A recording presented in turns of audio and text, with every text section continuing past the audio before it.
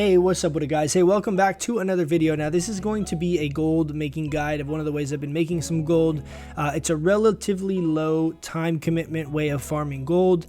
You can have this potentially, it's a really quick, easy log over onto an alt kind of thing and do, or do once an hour or once whenever you kind of feel like it, once before you log off, all those kind of things, which are personally to me my favorite kind of gold farms, where you're not actually having to spend a full hour to actually gain the value of the farm itself, and you can kind of spend 10 minutes every now and then and hopefully be able to capitalize on the gold farm. So what we're going to be doing is farming the pools in Azshara.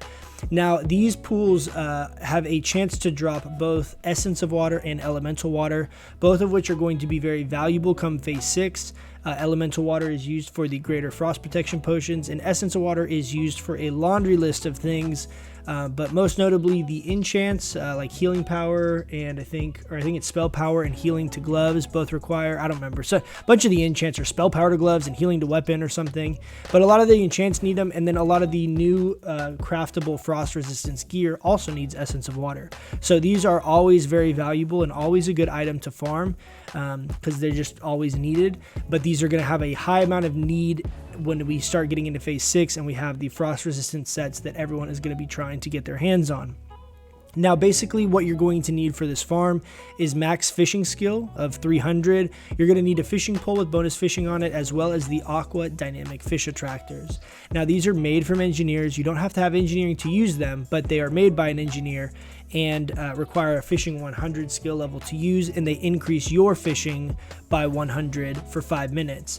You will need all of these to be active and on you at the same time in order to fish the pools, because the pools have a significantly increased skill level requirement for actual fishing. If you don't have these things on you, it will say your skill level is not high enough. Now, there are 6 spawn locations in Azshara. It takes about 2 minutes to fly to Azshara from Orgrimmar. Then it takes about another 10 or so minutes to do the full loop around all 6 of the pool locations. So you can see why it is a very low time commitment. What you basically are doing is you're going to all 6 of the spawn locations, and you can basically do this in a big loop like I'm doing here in this video, and you are looking for 2 of the 6 locations will have a spawned pool. Now, in this footage in the back, there are no pools that are currently spawned. So, for example, in this situation, you just log out and then, you know, whatever, if you come back later or log in tomorrow or whatever, and then do another quick lap and then go on and do whatever you're going to do. And if they're up, great. If they're not, then it's no big deal. It's not a huge time commitment. I did have a time earlier today where I went, logged on, flew over here, did this. I did 1 lap. I found 2 pools by myself. Did another lap right back to back and found 2 more pools. So I got 4 pools in total in about 15 to 20 minutes. Now, the reason this happens is because the pools have a spawn timer of about 55 minutes. And what will happen is if no one has fished the pools for the hour, it will basically stack the spawns back to back. So, for example, if 2 pools were to spawn at 1 p.m., no one fishes them, and you come by around 2 p.m., you go and fish them all up, the next spawn will basically immediately trigger, and you can get back-to-back pools. Now, generally, this isn't going to happen. This is only going to happen if you're doing it at times where no one has been here for multiple hours. This is generally a relatively contested farm, I would say, to some extent. It was way worse early on in the earlier phases, but it's still pretty common to run into 1 or 2 people, at least on my server, doing this. If you're on a smaller server, though, you potentially will have these all to yourself, and it will be very, very lucrative.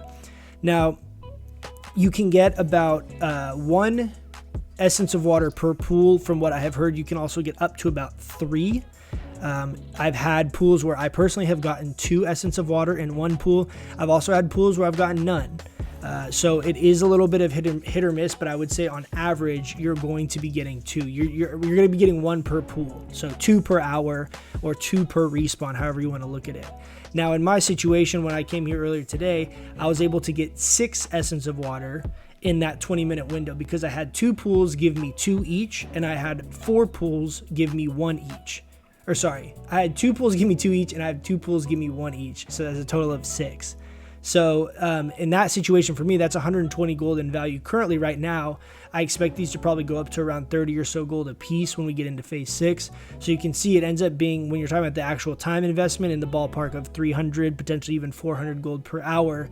And if you're able to have an alt logged off and be able to do this, it can be very, very lucrative. If you have an alt with max fishing, you can leave them parked here. Ideally, a shaman with max fishing would be ideal because shamans can farsight and water walk. Priests are also very good at this because they can levitate and walk, and druids obviously have a manatee form and you can kind of swim around pretty quick.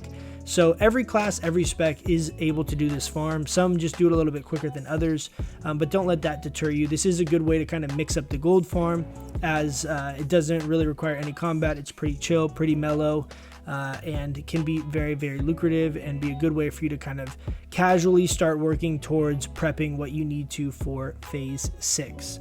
So I don't think there's any other items that I wanted to go over or talk about in this video, but if you guys have any questions, by all means, feel free to comment down below in the comment section and let me know if there's anything that I didn't clarify, or if you have any other questions on this.